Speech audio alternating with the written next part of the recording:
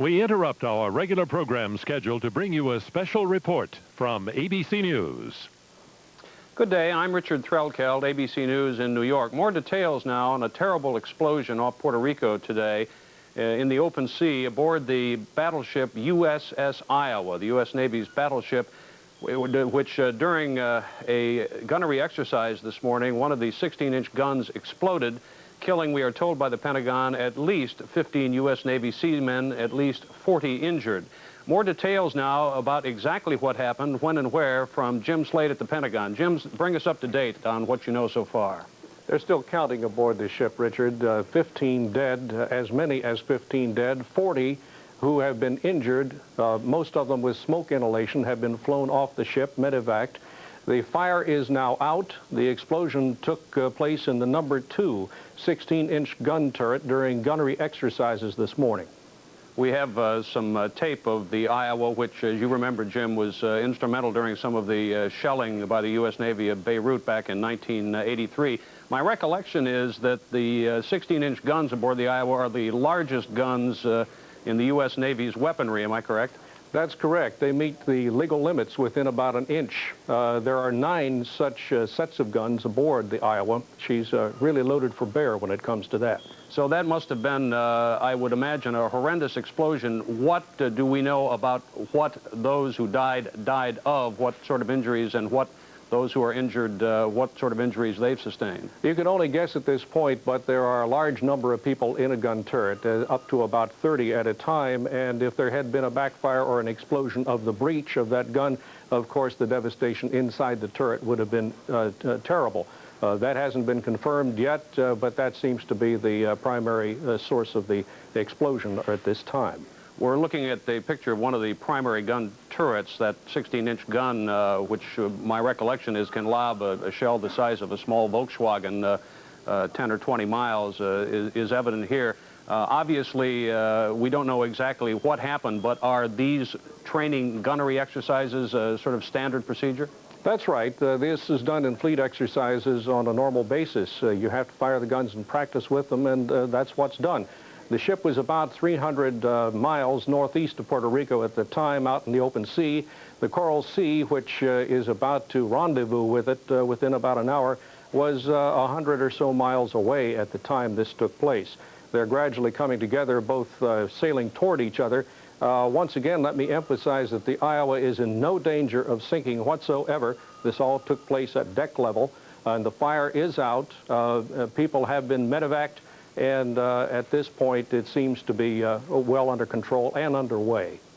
Are there legal limits about how far during a gunnery exercise of this sort you can throw a shell, or were they actually, do you know, using live ammunition?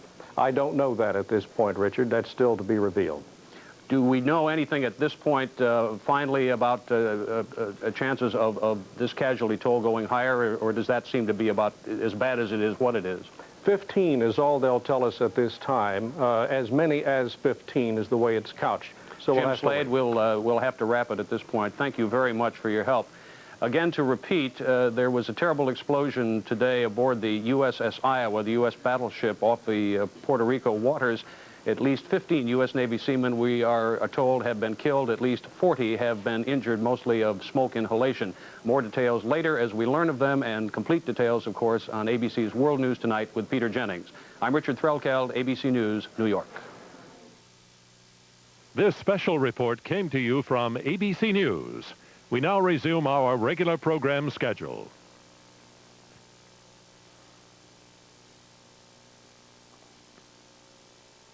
We now rejoin All My Children, the program already in progress.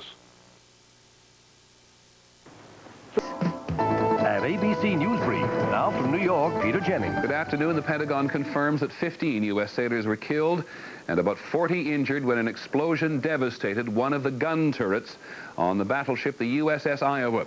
The Iowa was on maneuvers off Puerto Rico. The Iowa caught fire after one of the 16-inch gun turrets, which was full of gunpowder, exploded. The fire is now out. Injured seamen have been flown to Roosevelt Roads Naval Base in Puerto Rico. In other news, authorities have arrested Ramon Salcido, wanted for killing 7 people in California, including 2 of his daughters. And that is Newsbrief.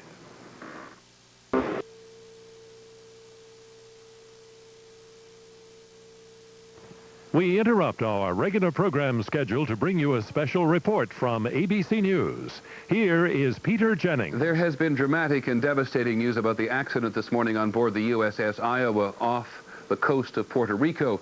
We have been reporting for some time, according to the Pentagon, that 15 U.S. sailors on board. The death toll has now escalated dramatically. The Pentagon reports that 47 U.S. sailors died in the number 2 gun turret just under the bridge on the forward deck of the USS Iowa when the gun turret exploded. We go now to the Pentagon and our national security correspondent, John McWethy, for details. John, any more on why so many men died, and we don't know how many injured? Peter, there are no more details on why it actually happened, but the fact that the death toll has now climbed to 47 should come as no surprise. The Pentagon has been expecting this for some time. There could have been as many as 70 men in that particular gun turret. These are huge gun turrets with 3 of these big 18-inch or 16-inch guns mounted on them, and it takes a whole lot of men to actually operate them. And once there is a fire, an explosion inside these heavily armored containers, it ends up being just an inferno. Conflagration, really, is what I think we want to think here. You and I have been talking a little bit about this and the bemusement that people don't understand how so much ammunition and gunpowder could go on at one place. It's antiquated machinery, basically, isn't it? Well, the concept of how these actual guns fire is about 45 years old, Peter. What they do is they put a huge projectile into the barrel of the gun, which weighs about the same as a Volkswagen. They then follow that with marshmallow-shaped bags of gunpowder, 1, 2, or 3, depending on how far they want to loft the shell. And it is with putting that type of gunpowder into the shell that there may have been the accident. But officials stress at this point they simply don't know the details. John, there have been some reports out of the Pentagon that the damage to the battleship, the Iowa, is fairly extensive. Do you have any sense of what that means? Well, if it was extensive, it was only in the gun turret, Peter. The ship is underway. It does not appear to be damage to any of the sailing structure of the ship, but it would be contained in that one area. Okay, Jack McWethy, our national security correspondent at the Pentagon. Despite combat in World War II and in Korea, this is the first time that there have ever been American casualties on board the USS Iowa. 47 U.S. sailors have died in this worst accident ever. About to say worst accident in peacetime, but the worst ever despite service since 1944 when the USS Iowa was commissioned.